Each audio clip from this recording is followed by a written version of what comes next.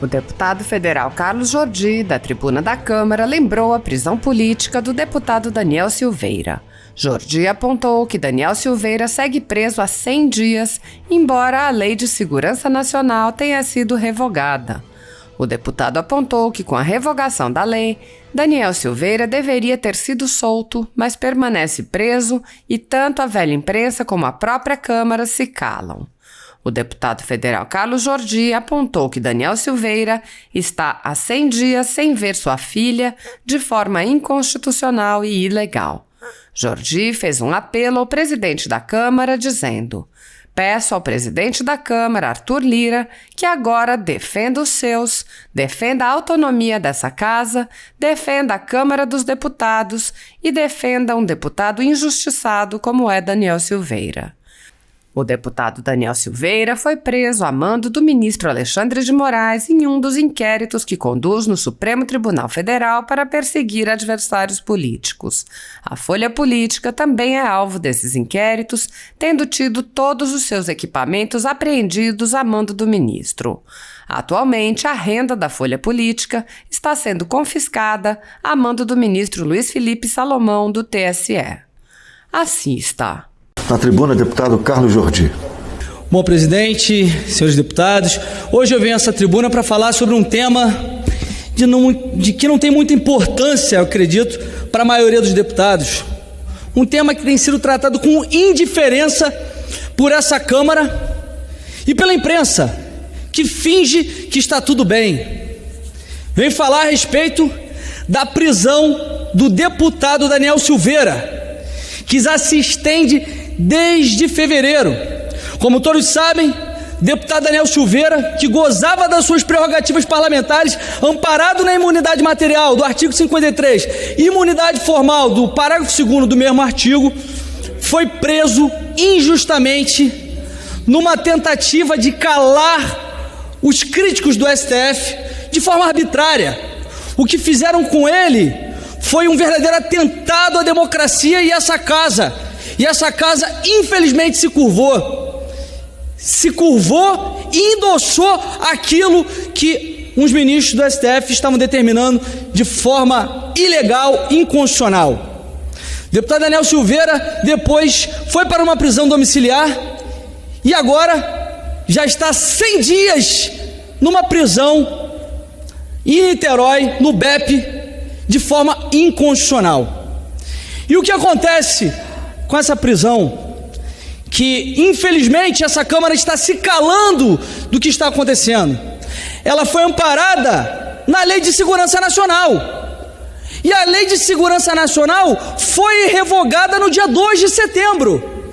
Ou seja, não precisa ser nenhuma pessoa, nenhum doutor, nenhuma pessoa que tenha conhecimento notório do direito, nenhum jurista, para saber que ocorreu o abolitio criminis.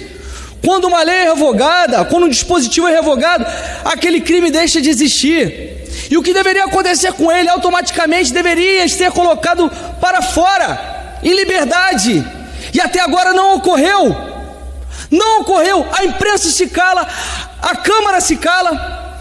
E eu me lembro muito bem, numa oportunidade que eu estava com o Daniel Silveira, com o deputado Arthur Lira, quando ele ainda não era o presidente, mas estava em campanha para presidente desta casa, há algum tempo, no início do ano, e nós estávamos conversando no Rio de Janeiro com o governador Cláudio Castro, e o deputado Arthur Lira disse que ele tinha uma mensagem no celular dele, que ele não tinha nem coragem de verificar, porque eram 20 dias que ele não via sua filha, e que ele não queria ver aquela mensagem porque doía o coração. Pois bem, Daniel Silveira está 100 dias sem ver a sua filha, 100 dias sem ver a sua filha, de forma inconstitucional e ilegal. Eu peço ao presidente da Câmara, Arthur Lira, que agora defenda os seus, defenda a autonomia dessa casa, defenda a Câmara dos Deputados e defenda um deputado injustiçado como é Daniel Silveira. Muitíssimo obrigado, presidente Rodrigo Pacheco. Mais uma vez, pela terceira vez seguida nessa semana, eu subo à tribuna aqui do Senado Federal com um sentimento de preocupação E é um dever demonstrar isso através dessa escalada do autoritarismo que a gente percebe no Brasil.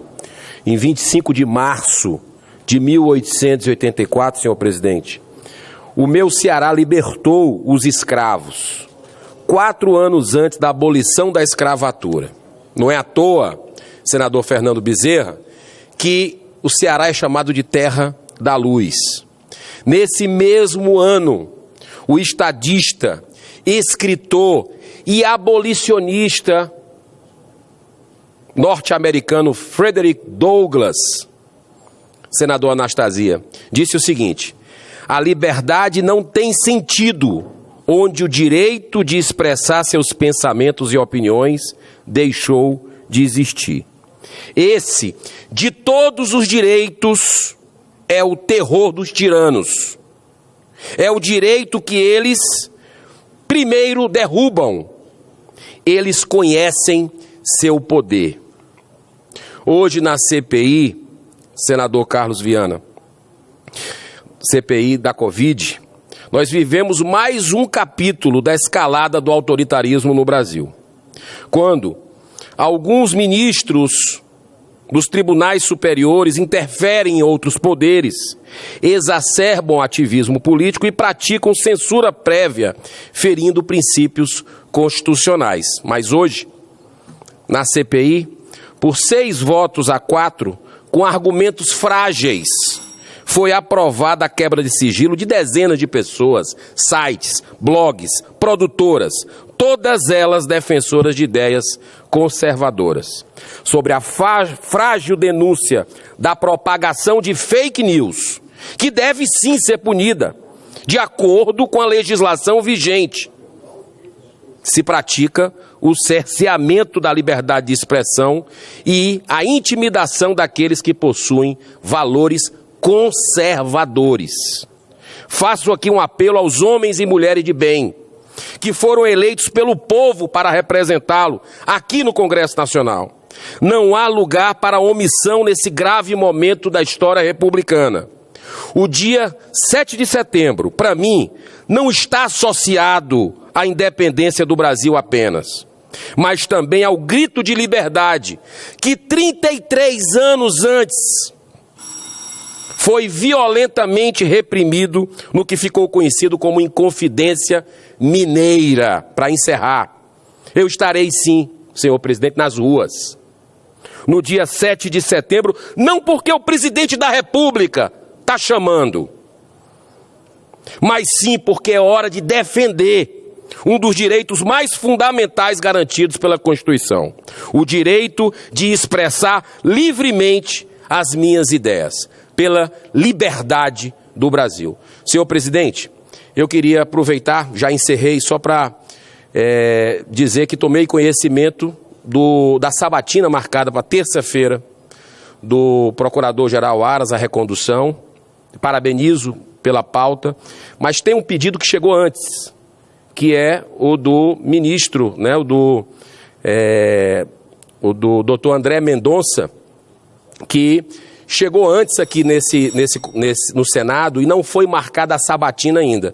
E nós temos 10 ministros hoje no Supremo Tribunal Federal. Então é importante que o senhor puder, até pela precedência, marcar. Eu lhe agradeço muito. Muito obrigado. Parte complemento aqui ao senador Girão.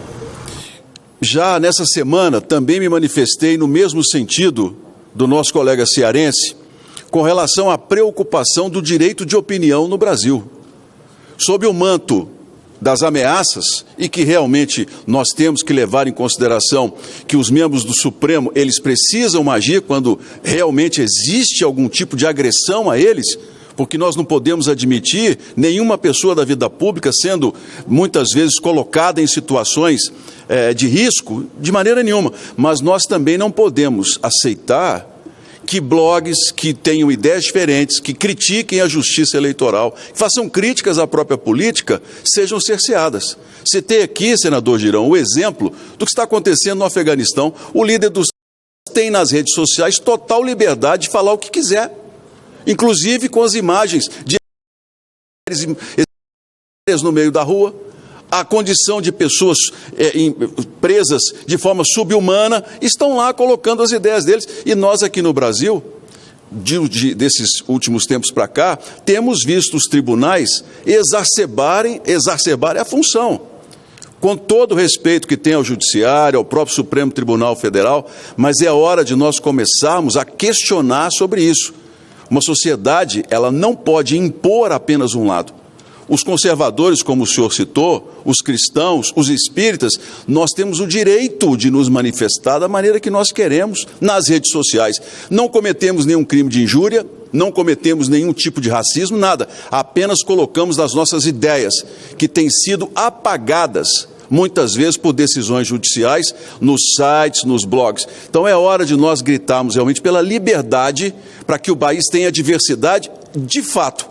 Não só diversidade para um lado, mas diversidade de ideias, de posicionamentos, diversidade de pessoas que querem conviver bem, se respeitar, mas com princípios fundamentais, que são diferentes na sua essência. Isso é o país, é o parlamento.